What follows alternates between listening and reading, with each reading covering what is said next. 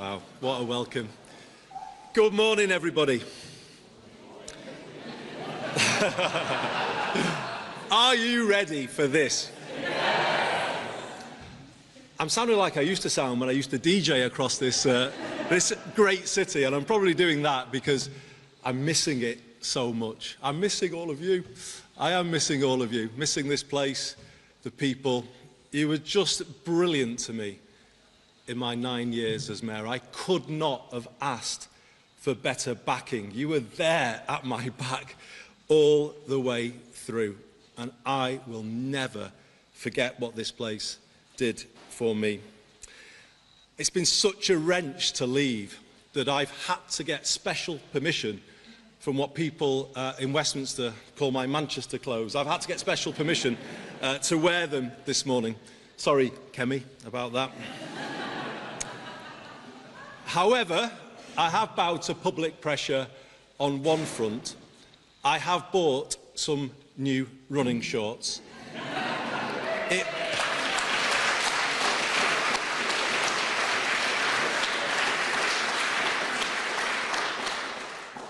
It was either do that or change the decency laws, and I opted for the former.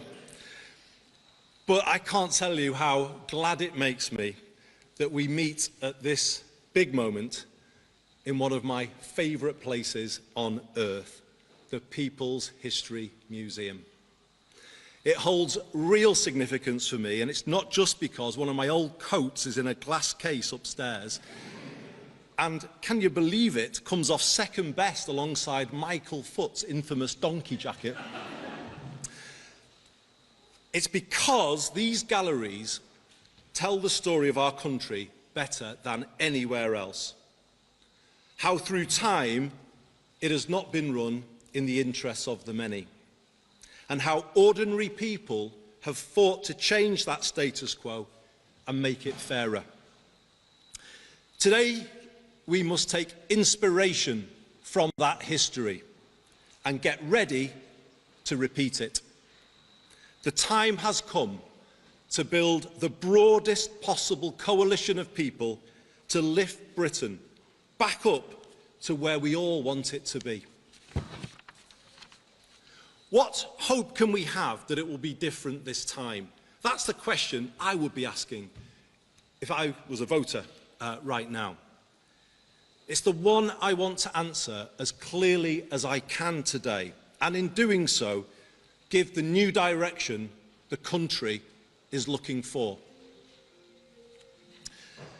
After 10 years of political turbulence since Brexit and 20 years of falling living standards since the 2008 financial crash, Westminster hasn't been working for people, and it hasn't been working for a very long time. In fact, it is broken. And as a result, the country isn't where it should be. It is stuck in a rut, and clearly we can't go on like this. My generation of politicians, including me, must take responsibility. We haven't been good enough. But instead of being honest about that, the parties have continued with politics as usual, finger-pointing, point scoring. Now, that might matter less in a world where people's lives are getting better, but when they are not, it is dangerous and destructive of what remains of public trust in politics. We cannot go through another decade like the one we have just had. We need a new determination to raise living standards of every single person in this land. And we must accept that, to do that, to fix the economy and the country, we need to change politics, and we need to do it now.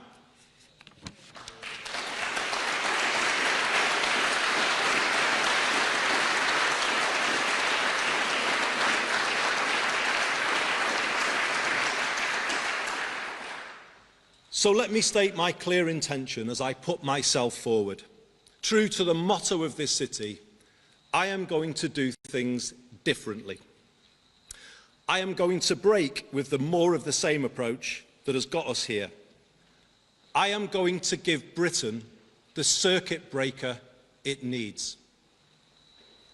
By building a more collaborative politics in Westminster, by taking power out of the centre and putting it in the hands of the people and places who can use it best.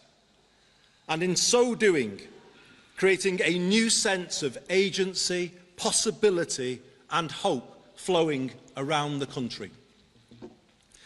We will make politics work for you and the place where you live. I know it can be done because we have done it here. When I started as Mayor in 2017, we set about building a new approach, a new politics based on the exact opposite of the Westminster approach. Place first, not party first. Problem solving, not point scoring. Long term, not short term. A decade on, it's incredible how much we've been able to achieve by working together instead of fighting against one another. The Greater Manchester Way is based on strong partnership between all sectors, public, private, community, voluntary, academic, faith, and our trade unions. We ask everyone to face the same way and then pull in that same direction together. Let me give you an example. When we realised the last Conservative government had done something significant by introducing 45-day work placements for young people linked to T-levels, we set ourselves the mission of finding one for every young person, our businesses in the city region, and with the help of hundreds of companies, delivered our goal of 1,000 extra work placements. That's 1,000 extra young lives changed every year, and it shows what a place can do when it works as one. For Britain to get back where it should be, those same principles need to be applied now to how we run the country, pull in the same direction, move forward together. But let's not kid ourselves, this is not as easy as it sounds. Westminster and Whitehall are set up for conflict, and they require radical change if the country is to get back on track. I left Westminster a decade ago with the Mayor of the Liverpool City region, Steve Rotherham, because we could see it simply wasn't working for the northwest of England and the people here, and indeed other parts of Britain, the same thing. The Parliament I returned to on Monday is full of good people, many of them here in the audience today, members of Parliament who've joined us. And they are working hard every day, trying to do the right thing for the places that they represent. But it's hard, it's too hard for them to make change. Why? Because power is not in the hands of those places that they represent, but held by an insufficiently accountable, outsourced state. We are one of the most over-centralised countries in the world. And worse, that over-centralised heart of the country is not pulling in the same way, but in different directions. That is the reality of Westminster now, both within our parties and between them, and between the departments of Whitehall. I'll be honest, I was worried about what I found on my return last week. It is a more fragmented, disjointed place than the one I left, and frankly, unhappier. I will work hard to change that culture, leading from the front and showing how things can be different. Letting MPs be authentic representatives and not using the whip system to create fear or close down debate. Involving more people in the work of the government and drawing on the breadth and depth of talent and expertise our party has to offer. While the political direction I set is not up for negotiation, I will build an inclusive team at the very highest level so that all parts of the party and the country can see themselves reflected and represented in it. And may I say, I will not announce those decisions on appointments, certainly not today, and indeed not until the end of this process. So until then, feel free to discount the wild speculation in circulation. Message for the back of the room there. Good morning, Mr. Mason.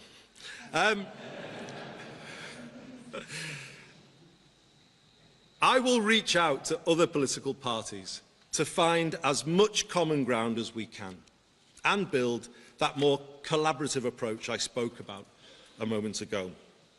So, a greater sense of unity in Parliament will then allow us to give a clearer sense of direction to Whitehall. I was struck by recent comments from ministers expressing their deep frustration at the Whitehall turf wars. Like Parliament, the civil service is full of good people trying to do the right thing, but they are held back by the structure and culture in which they have to work. It is too adversarial, and too much time is wasted with departmental silos battling each other and battling the Treasury rather than getting things done. How can the country pull in the same direction when that is the reality at the very top? And as mayors, I'm sure I speak for the front row here, as mayors we have felt similar frustration over the years when those same departments constantly push back against our legitimate requests to improve our places by devolving a fraction of the power and resources they hold. The truth is this: the country spends too much time arguing and not enough time doing. I'm not sure this Whitehall culture could ever be justified. It wasn't justified when I was a minister almost 20 years ago, but it certainly can't be justified now. The stark imbalance in resources between national government and local government is holding back growth. If councils can't fix potholes, what chance do they have of bringing forward major regeneration schemes to get growth going? While national government has got bigger, particularly since the pandemic, local government is threadbare and without the resources to fulfil even statutory responsibilities. This is not just bad for councils and the areas they serve, it is bad for everywhere. It is bad for London and the South East. The whole country suffers when the regions and nations are not meeting their potential, and Londoners are left with an overheated economy and an overcrowded housing market. It is actually needs unless every single postcode in the land is set up to contribute to it. This country hasn't thought in that way before, but with the Makerfield test at the heart of decision-making, it will do from now on. To make it happen, we will bring about the biggest rebalancing of power our country has seen. It is time for Whitehall to accept that growth cannot be ordered from the top down. Instead, it can only be nurtured from the bottom up. It comes from having the power at ground level to make a real difference, from a clear shared vision that everyone can understand and investors can back. It comes from running sound finances, as we have done here in Greater Manchester, which in turn gives businesses the stability and the confidence to invest, increasing their productivity and adoption of new technology. It comes from placing our universities at the heart of local economies, as all the mayors do, and bringing the innovation-led approach through start-ups and scale-ups. It comes from committing to decent infrastructure in all parts of the UK and getting national investors to back the aspirations set by regions. It comes from giving people the security of a good home and good employment so that they can be as productive as possible, from good mobility and an ability to afford the basics. And it comes from not leaving everything to the market, but public intervention where necessary, to set higher ambitions for towns, as we did in Stockport, and kickstart the process of change. This is Manchesterism.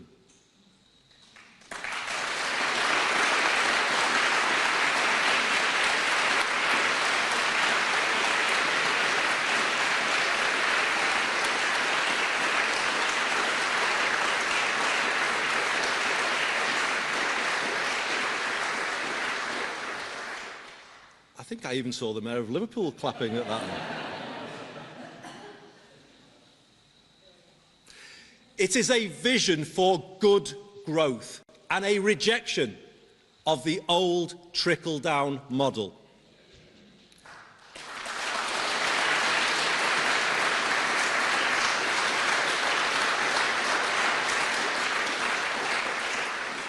And like the ideas this museum celebrates, which grew here and changed the country, so all parts of the UK should now be given the chance to develop their own version of the same, focusing on the things that matter most to them.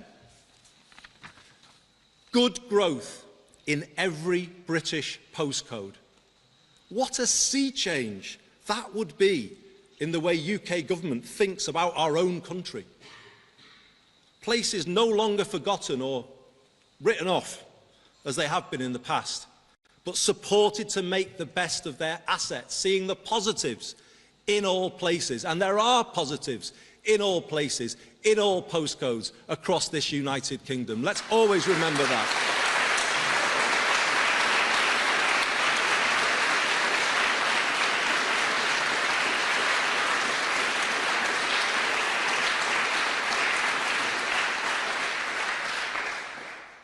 Powers for our rural economies to address issues specific to them, like inadequate transport.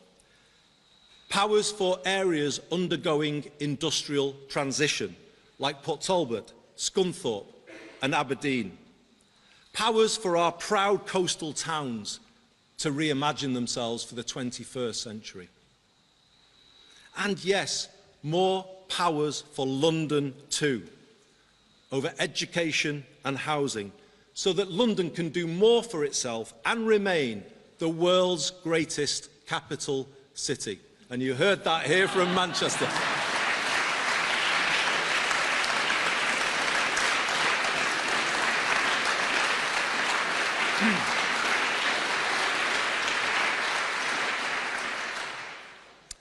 All of it backed by the stability that comes from sound public finances, as I said before, and the discipline of our current fiscal rules. I hope people can begin to feel, hopefully you can, some of the excitement that comes with the change that I'm setting out today. It promises a new era of possibility for Britain, possibility in places that haven't felt it for a very long time. And I know, because I heard that from people on doorsteps in the by-election. But let's give them that feeling, that ability to hope, to aspire to better. The change will be the biggest change in our lifetimes to the way the country is run, and it is consistent with the 2024 manifesto. We will create a more streamlined state with a clearer purpose to power up all parts of the country and put a laser-like focus on growth and regeneration, good growth. The change will be driven through the Prime Minister's office in an extended operation based here in Manchester.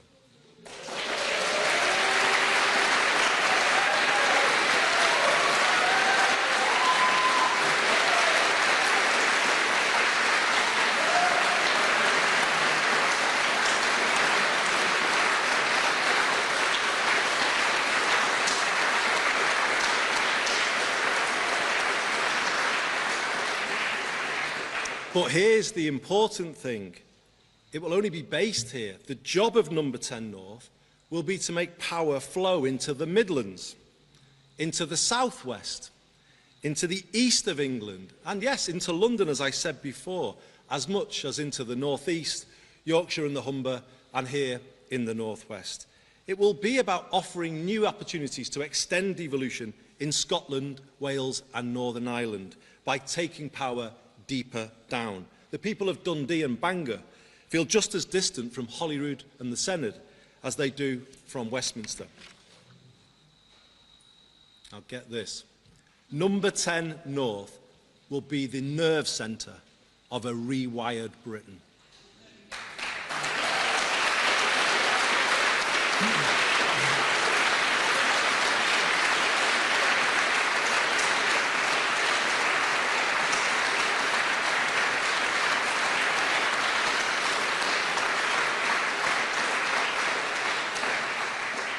It will be the conduit through which we redistribute power and resources across the UK. It will coordinate all parts of government at national and local level to agree a long-term economic strategy and help all places set new growth ambitions. It will be given a mission to strive for equivalent living conditions in all parts of Britain, borrowing from the German Basic Law. It will make place-based collaboration the new operating principle for UK PLC, requiring all government departments and agencies to support strategic and local authorities with staffing and resources. And let me say this very directly.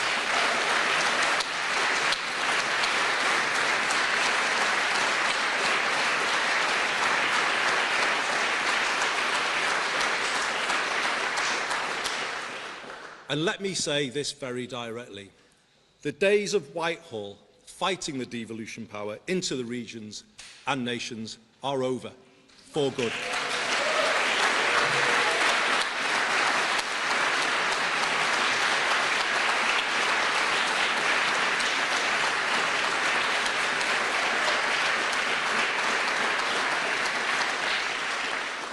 I have had 10 years of fighting the Whitehall machine, blocking this place's progress, the progress of people here, and I am simply not prepared to accept the same for any area coming after Greater Manchester.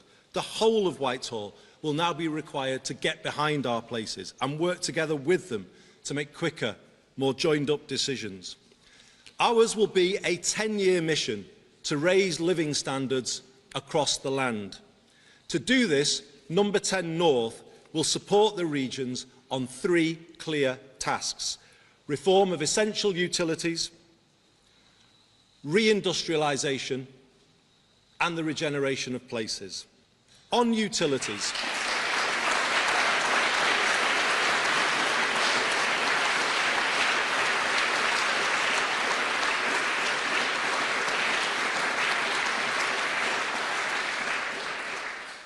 utilities, we will ensure all parts of the UK are able to take greater public control of essential services like water, housing, energy and transport, learning from the model that has transformed our bus networks here in Greater Manchester.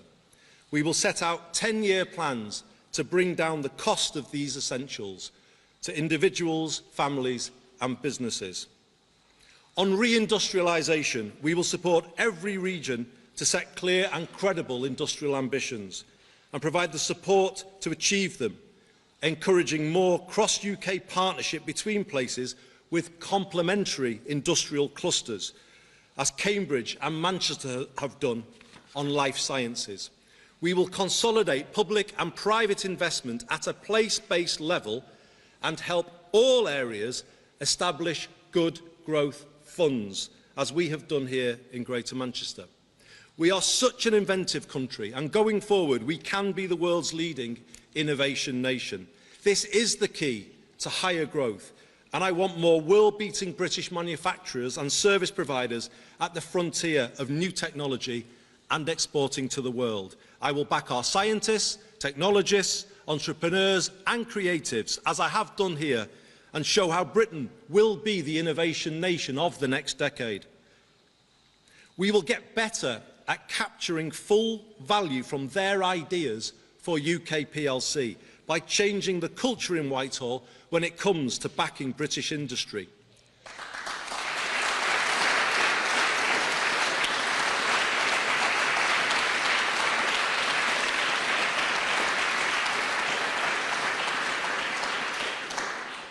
For too long, UK public procurement policy has been based on chasing cut-price deals around the world, rather than helping our own British-based suppliers become more stable and competitive. No more. From here on, every pound raised from taxpayers will work harder for them, and that approach will apply fully to the Defence Investment Plan. We will make sure that all eligible public contracts are subject to proper social value weighting.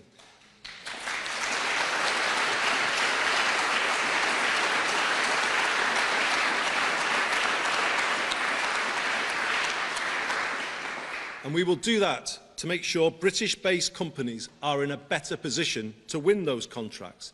This change is essential, given the need to build our own resilience in places across the country in an increasingly uncertain world. We need to safeguard sovereign manufacturing and production capability across the country in critical sectors like steel, defence, energy, food and farming, rather than just being prepared to let it go, as we have sadly done in the past. In return,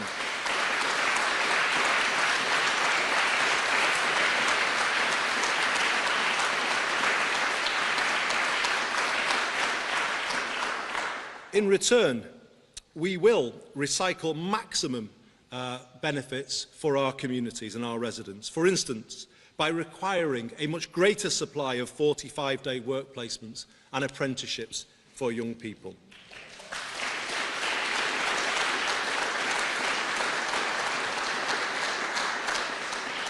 I take very seriously the findings of the recent report by Alan Milburn.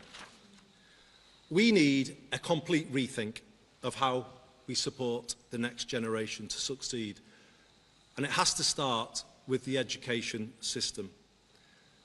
The days of a school system configured entirely around the university route will be brought to an end.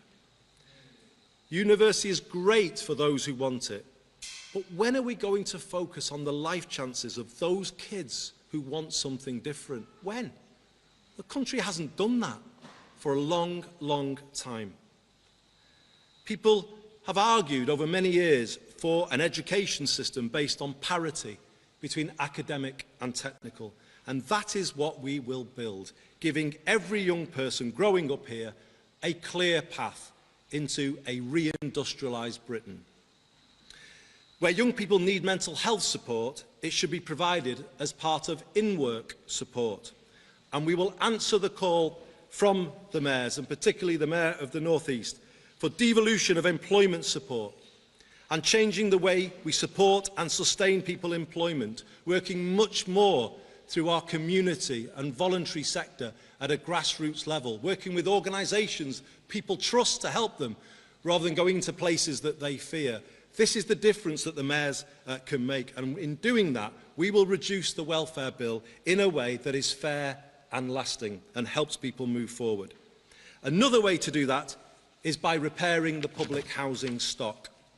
Britain has lost almost 1.5 million council homes since the 1980s, and around the same number of people are now on housing waiting lists and have been there for a very long time. As a result, the country is in a housing trap. We are forced to chase rents in the private rented sector through the benefit system. When governments try to control these costs by freezing local housing allowance, it makes families homeless and places unfunded pressures on councils when they have to pay for temporary accommodation. Britain's housing crisis is having a ruinous impact on its public finances. So, working with local areas, Number 10 North will oversee the biggest council house building programme since the post-war period.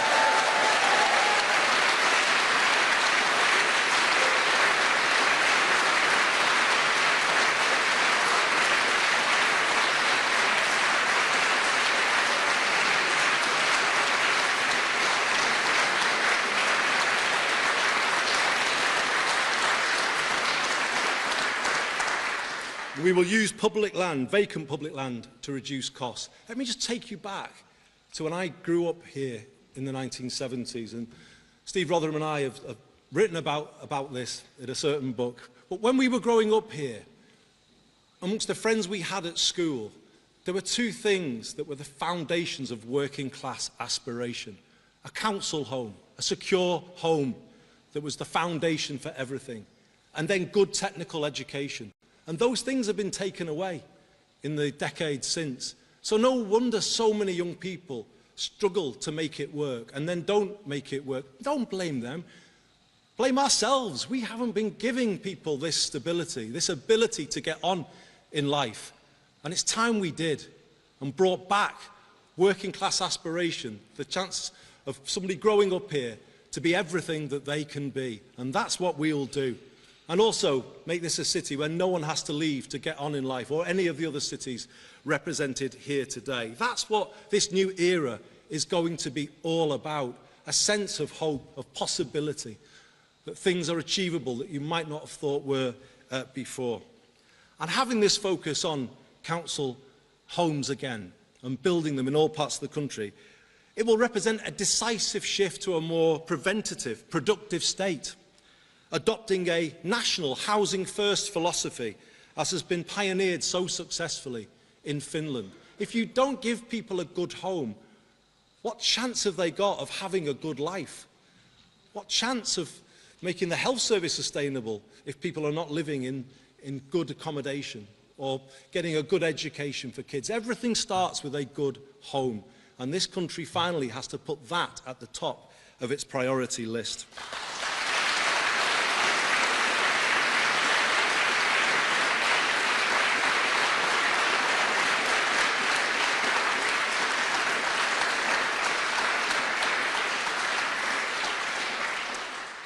Through this new approach, we will bring higher density residential development to our towns, and Number 10 North will be able to support all places to turn around those towns, their high streets and the local centres, increasing footfall on the high street and protecting more green spaces from development.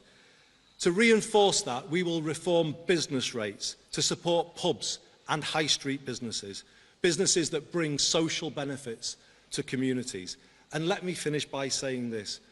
Rather than being a marker of decline, shouldn't we make our high streets the new symbol of Britain's renaissance?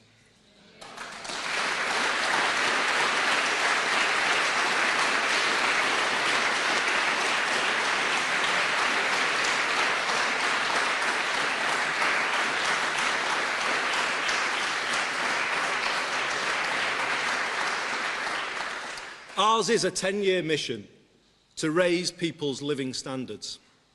I know people can't wait forever for change. I heard on doorsteps in Makerfield how people need a bit extra now to help with rising costs.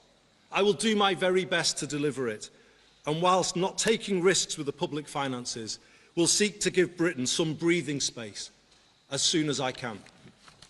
People need to be able to look forward to a night out or a holiday with the kids. People need hope. This brings me back to where I started and the stories told in this building of how ordinary people, right back to Peterloo 200 years ago here, changed a British state not built with them in mind. Our modern challenge is exactly the same.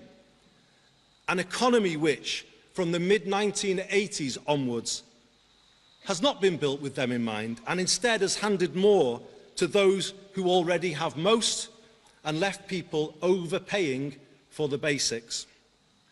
If people in 1844 could form the cooperative movement in Rochdale to lower the price of food, then why can't we act now with similar courage to make life better? Imagine what things could be like if we succeed. Imagine what it would feel like to live in a country wired to work for ordinary people rather than against them. Imagine if all local areas could build homes people can afford to the point where they could guarantee one for everyone. Imagine if we could bring down the cost of energy for people and businesses and the good things that would come from that. Imagine good growth in every postcode and hope in every heart.